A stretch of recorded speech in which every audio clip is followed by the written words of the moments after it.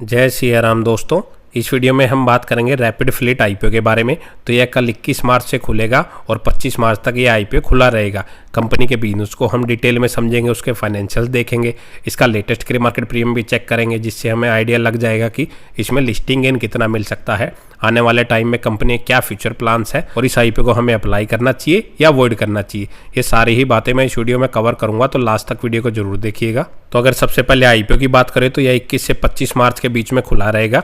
183 से 192 रुपये पर शेयर इसका प्राइस बैंड रखा है। एक लोट में कंपनी 600 शेयर यहाँ पे ऑफर कर रही है। टोटल इशू साइज देखें तो कंपनी लगभग 44 करोड़ का लेके आई है और सारा का सारा फ्रेश इशू के जरिए रेज कर रही है। 26 मार्च के दिन इसके अलॉटमेंट का पता लग जाएगा। 28 मार्च के दिन यह आईपीओ मार्केट में लिस्ट हो जाएगा। रिटेल कैटेगरी के लिए अगर देखें 35% का कोटा रिजर्व रखा गया है। एक लोट अप्लाई करने के लिए आपको 1,15,200 रुपये इसमें पे करने पड़ेंगे।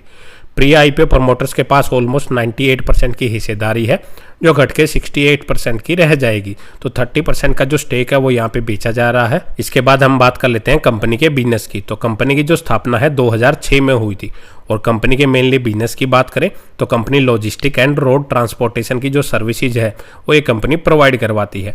कंपनी अपने बिजनेस को B2B एंड B2C कैटेगरी में ऑपरेट करती हुई नजर आ रही है। कंपनी के पास फिलहाल करंटली अगर देखें तो 200 से भी ज़्यादा व्हीकल्स कंपनी के पास अवेलेबल है और कंपनी अपनी जो सर्विसेज है वो FMCG, ऑटोमोबाइल और इलेक्ट्रॉनिक सेक्टर्स को प्रोवाइड करवाती है। उसके साथ ही कंपनी ने अपनी मोबाइल ऐप भी डेवलप की हुई है, जिसमें कंपनी 24/7 अपनी जो सर्विसेज है वो प्रोवाइड करवाती है। इसके बाद कंपनी ने अपने बिजनेस को कुछ कैटेगरी में डिवाइड किया हुआ है। एक तो है जिसमें company full and partial load की सर्विसेज ये कंपनी प्रोवाइड करवाती है। फुल लोड वो होता है मेनली कंपनी एक कंपनी के मटेरियल को उसकी रिक्वायर्ड लोकेशन पे कंपनी ट्रांसपोर्ट करती है और पार्शियल लोड सर्विसेज में कंपनी अपना एक व्हीकल में अलग अलग कंपनियों के जो मटेरियल होता है उनको एक साथ लेके जाती है, फिर अलग अलग कस्टमर की जहाँ पे जो लोकेशन की रिक्वायरमेंट होती है वहाँ पे वो कंपनी डिलीवर्ड कर देती है। के बाद कंपनी एक्जिम सर्विसेज भी प्रोवाइड करवाती है। एक्जिम सर्विसेज में अगर हम मेनली देखें जो कस्टम की क्लियरेंस होती है वो ये कंपनी करती है। अपनी लॉजिस्टिक की सर्विसेज को भी कंपनी ऑप्टिमाइज करवाती है और क्रॉस बॉर्डर की जो ट्रांजैक्शंस होती हैं वहाँ भी कंपनी अपनी उसमें सर्विसेज प्रोवाइड करवाती है। इसके साथ ही कंपनी कुछ रिन्यूएबल ट्रांसपोर्टेशन की जो सर्विसेज है वो भी प्रोवाइड करवा रही है, जिसमें अगर हम मेनली देखें कंपनी जो विंड टर्बाइन के जनरेटर्स होते हैं कंपनी उनकी ट्रांसपोर्टेशन की सर्विसेज प्रोवाइड करवाती हुई नजर आ रही है, जिसके लिए कंपनी के पास स्पेशल अगर देखें टेलीस्कोपिक ट्रेलर्स अवेलेबल्स हैं। मतलब कंपनी उनके थ्रू इजीली अपने मटेरियल को एक स्थान से दूसरे स्थान पर ले जा सकती है। फिलहाल कंपनी में अगर देखें तो 68 एम्प्लॉय अभी काम कर रहे हैं। तो कंपनी का जो बिजनेस मॉडल है वो ठीक ठाक ही नजर आ रहा है। लेकिन अगर कंपनी के फाइनेंशियल्स की अगर बात करें वो कोई इतने ज़्यादा अट्रैक्टिव नहीं है। अगर रिवेन्यू देखेंगे कंपनी का पिछले 3 सालों में वो 114 करोड़ से बढ़ के 116 करोड़ का ही हो पाया है। थोड़ी बहुत उसमें फ्लक्चुएशन भी नजर आ रही है। एक ही रेंज बाउंड में वो कंपनी का जो रिवेन्यू है वो घूम रहा है। कंपनी की ज़्यादा ग्रोथ यहाँ पे नजर नहीं आ रही। हालांकि कंपनी का जो प्रॉफिट मार्जिन है वो सुधरते हुए नजर आ रहे हैं। 3.5 करोड़ से कंपनी की प्रॉफिटेबिलिटी बढ़ के अभी 8 करोड़ के आसपास पहुंच चुकी है 2024 में। रिजर्व लगभग 24 करोड़ के हैं और 34 करोड़ की जो डेप्ट है वो कंपनी के ऊपर नजर आ रही है। तो रिजर्व से ज़्यादा कंपनी के ऊपर डेप्ट नजर आ रही है। इसका डेप्ट टू इक्विटी रेशियो लगभग 8 के आसपास का है। 143 करोड़ के आसपास की इसकी मार्केट कैप है और कंपनी लगभग 18 के मल्टीपल पीई पे पोस्ट आईपीओ पे अपने आईपीओ को लेके आ रही है।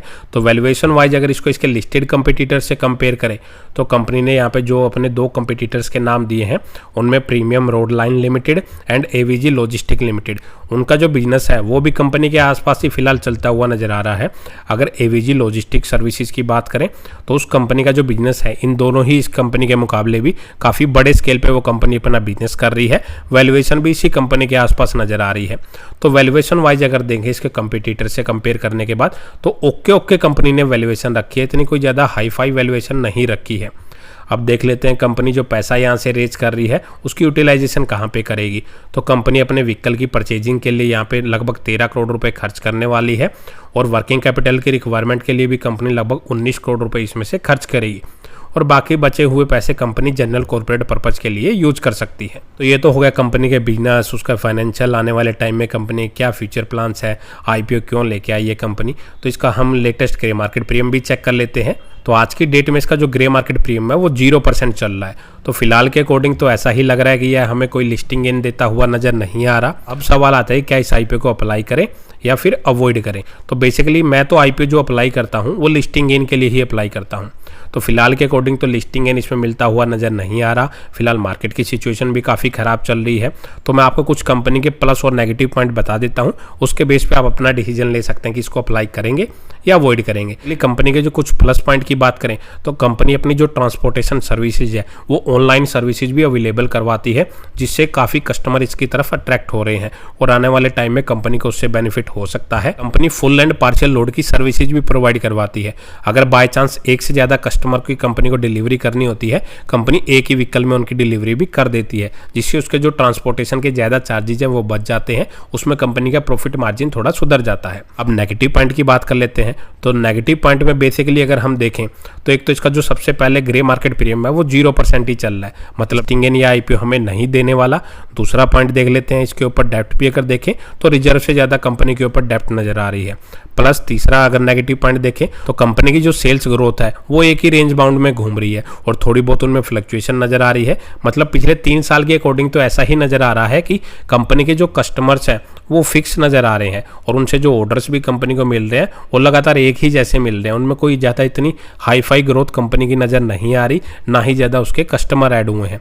तो वो एक यहाँ पे सबसे बड़ी मुश्किल की बात है कि ऐसी जो छोटी कंपनियाँ होती हैं अगर वो तेज़ी से ग्रोथ दिखाती हैं तो काफ़ी अच्छे रिटर्न वो कंपनियाँ जनरेट करके दे सकती है। फिलहाल इस कंपनी के केस में ऐसा नज़र नहीं आ रहा और अभी मार्केट की जो सिचुएशन है वो भी काफ़ी उठापटक मार्केट में चल रही है, काफ़ी ख़राब सिचुएशन चल रही है। आईपीओ भी कोई इतने ज़्यादा लिस्टिंग इन नहीं दे रहे। अगर पिछले 1-1.5 महीने की बात करें तो बेसिकली सारे पैरामीटर्स तो एक ही तरफ इंडिकेट करते हैं।